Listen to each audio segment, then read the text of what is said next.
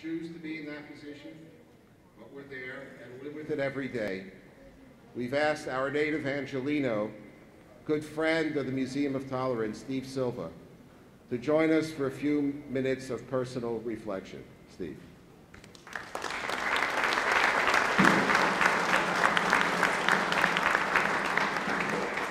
Good afternoon. Thank you all for being here. Can't believe it's been 10 years already since this all happened. As Robbie mentioned, I'm a survivor of the World Trade Center attacks. I guess it was just by chance I ended up in New York at that time. I was working for an investment banking firm out of San Francisco, and they sent me to New York for a 3-week program.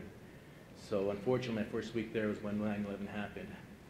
On that morning, I was working on the 61st floor of Tower 2, which is the South Tower.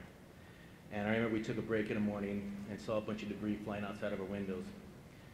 We didn't know that a plane had just hit the building next door to us. We immediately started to evacuate, and while running down the stairwells, we were helping each other going down the stairwells.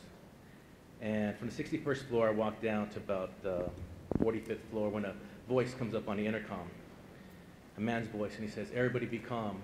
A plane hit the first World Trade Center, the second tower secure. You can all go back to your offices." Which in hindsight, he was right, actually. You know, our building was secure at the time. But not knowing whether to go up or go down, I decided to go down one more flight of stairs to the 44th floor, where there was a main transfer level for the elevators. I sat there watching the TV, and sure enough, it says plane hit the first World Trade Center, and I actually felt very relieved. I felt relieved because I thought it was a terrorist bomb. I thought it was a terrorist attack. I thought it was something intentional. I thought it was a small plane accidentally hitting the building. So I figured, you know, it's bad, but not as bad as I thought. About 10 seconds later, a loud explosion ripped through the back of the building, sending it jumping and jerking and shaking and so on and so forth. And that split second, I just thought to myself, oh God, they got me. You know, I thought it was at that point, I knew it was an intentional terrorist attack.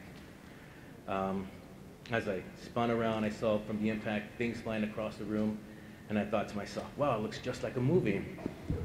And by the time I finished turning around, I saw people behind me falling, the lights flashing, the walls cracking. And the building just kept shaking so hard that at that moment I figured it's going to collapse and I'm going to get crushed. I'm going to die right now. As soon as the building stopped shaking, I turned around and thought, well, I got to get the heck out of here. I was standing next to 2 escalators, and the building shook so hard that the escalators were twisted. I somehow ran down the escalators to the 43rd floor. And I saw 3 people dressed in white at that point running towards me, veering off to my right. And my friend gets a kick out of this, but some people thought afterwards that those were my guardian angels, but those were actually cafeteria workers working on that floor. So, but nevertheless, they were my guardian angels. So I ran after them. They knew what they were doing. I heard them praying in Spanish, so I thought that's a great idea. I started praying also. As soon as we hit the emergency exit on the 43rd floor, we just started running down the stairs. I was praying. I just couldn't wait to get the heck out of there. Probably about 20 flights down. We're tired, we're sweaty, we're hot. And we hit a patch of smoke around the 25th floor. I reached into my bag to grab a handkerchief, but I mistakenly grabbed my camera instead. It was my first time in New York, so I had a camera with me and 3 rolls of film. So I immediately started taking pictures at that point. While going down the stairwell further, probably about another 10, 15 flights down, that's when I saw firefighters and policemen coming up the stairs. I remember telling them, you guys are doing a great job, thanks for coming. These guys were running into this building, and I was running out. These guys are real heroes. As soon as we reached the bottom level of the building, since there was so much debris falling, we actually had to come down to the subway level and come out to World Trade Center 5. I guess all the buildings were connected at that point, connected to the subterranean level. So as soon as they popped out of World Trade Center 5, the guy was telling us, don't look up, don't look up. So naturally I turned around and looked up, and that's when I saw the towers on fire. Took a picture, turned around, and I ran across the street. I saw a cameraman filming me. And I felt like a refugee in a war movie, running away from a bombed out village. As soon as I ran across the street, I met up with my coworker, Tom. And at that point, we just kind of stood next to each other, looking up at the building, thinking, what are we going to do for work tomorrow? Our office is on fire. The plane had hit approximately 10 to 15 floors above where we originally were. My friend and I started walking back up to our hotel, but we ended up at well, probably about 6 blocks away, we heard a loud rumble, almost like an explosion type of sound. We turned around, we just saw a large dust cloud rising up in the distance. We all turned around and started running for our lives. I would say we probably ran for about a block or so. It's kind of hard to tell distance and time in situations like this because everything seems like slow motion. It might have been 1 second, might have been 5 minutes, I couldn't tell the difference. But we were running, and we were scared, we were shaking. And we were scared so much that we actually popped into a liquor store and just walked up, grabbed a bottle of Jack Daniels and started drinking right out of it. We went to the cashier, gave him his 20 bucks and walked out. Luckily, my friend Tom had a brother, and all the phones were knocked out or out of service for quite a large radius. So luckily, when we got to his brother's house, he had a working phone.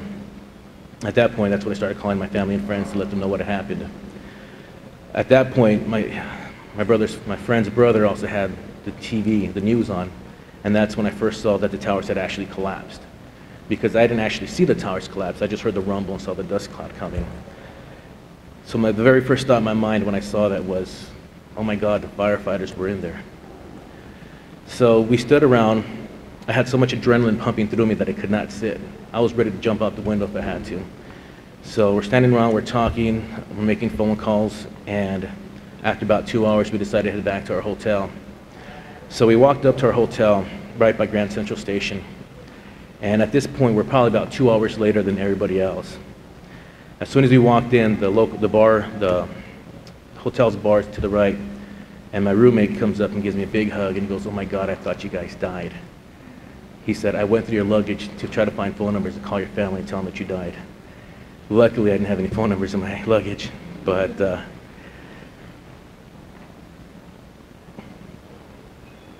you know, a lot of people don't realize that it wasn't just 9/11, but it was 9/12, 9/13, 9/14, 9/50, so on and so forth, because it's an ongoing thing. You know, when I came back finally, you know, back to California, you know, these past 10 years haven't been really easy for me. Even, you know, first few years are actually pretty rough. But through my faith, my family, my friends, they really helped me cope and helped me pull through. And, you know, just seeing everybody here, you know, I have a lot of friends and family here, and I'm really glad they're here, and you know, all these dignitaries and the band. It's really great to be here, to see everybody turn out for this event. You know, not a single day passes without me thinking about this event, but not a single day passes without me giving thanks that I'm still here. And if you're interested, actually the photos I took are on this side of the building, so if you want to take a look afterwards. Thanks.